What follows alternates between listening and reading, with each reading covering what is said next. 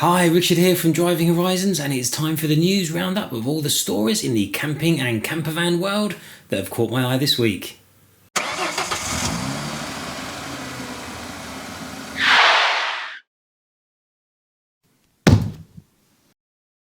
So welcome to this week's news, and I have 3 stories for you this week.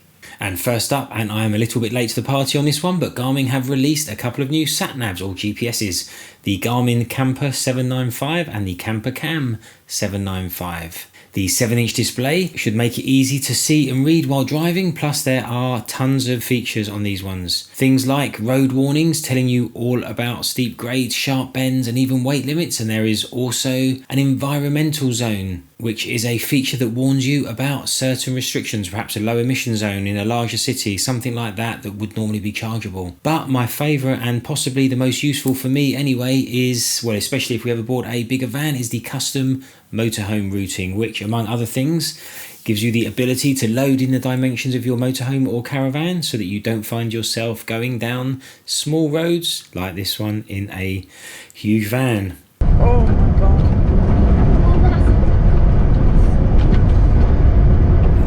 Quick snapshot of their features. It is a 7-inch screen. You can travel confidently along your chosen route after programming the size of your rig, and it gives you a warning for steep curves, sharp bends, things like that. And it also discovers the best spots to stop along your route with the inbuilt Michelin Green Guide.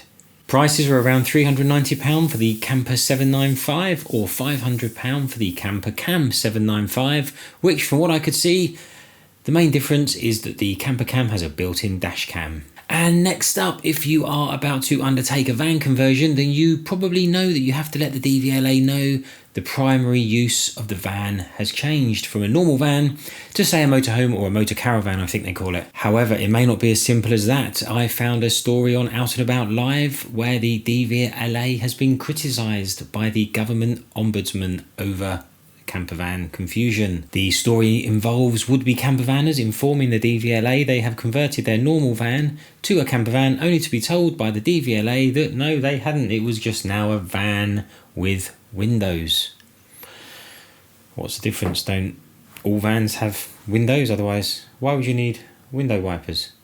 Anyway, having a vehicle registered as a van with windows rather than a motor caravan means the owner can face a number of issues, including higher fees on toll roads, costly MOTs, having to abide by different speed limits, and not being allowed on some camping sites that don't allow commercial vehicles, I guess. After being rejected, they asked the DVLA for advice on what they had to do to get it changed, and the answer was vague, suggesting that they add awning rails or stickers to the exterior. So they did, and one of them added a big sticker that said campervan to all 4 sides. Not sure that would work though. It seems the issue is they won't tell them exactly what they need to do to satisfy the requirements, because the 2 people involved said if they did, then they'd obviously do it and it'll get reclassified. Now, there are 2 separate complainants in this story, and it will appear that David and Mary may not be alone, as the number of successful applicants to the DVLA for a change in body type to motor caravan dropped by 95% from almost 2,500 to under 150 between January 2019 to January 2020.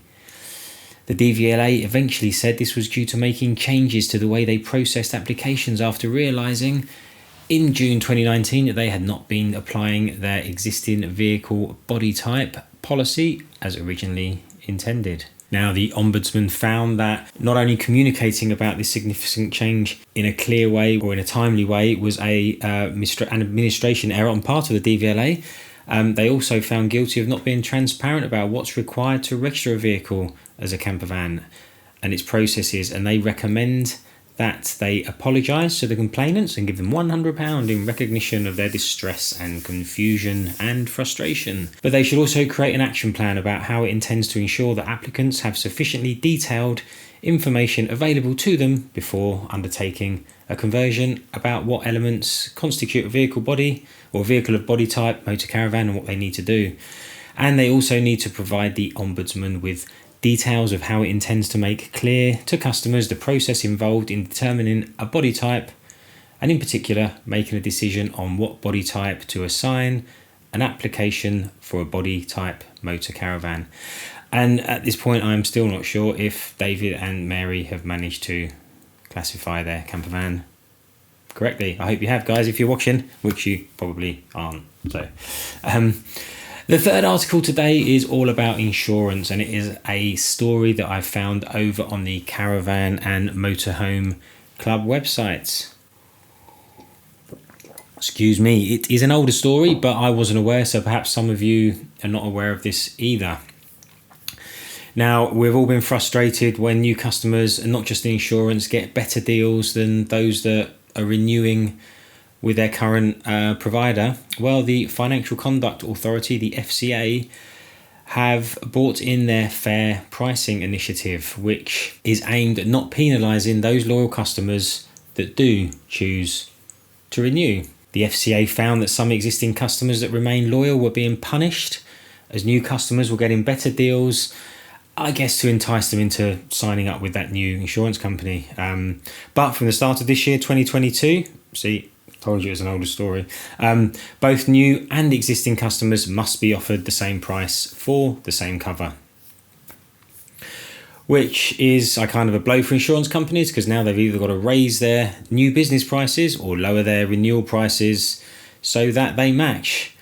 That is all I have for you for this week's Camping and Caravan news and the roundup of the things that caught my eye. And don't forget, if you did like this video, then give it a thumbs up. And if I carry on getting likes and views, then I'll definitely spend the time to bring you the weekly news all about camping and campervans. And finally, if you haven't already, why not subscribe to the channel? Hit that notification bell so that you can see all our future videos on travels, campervan news and reviews and all things that we do here. If you click here, you will find last week's news video. Thanks for watching, and we'll see you in the next video.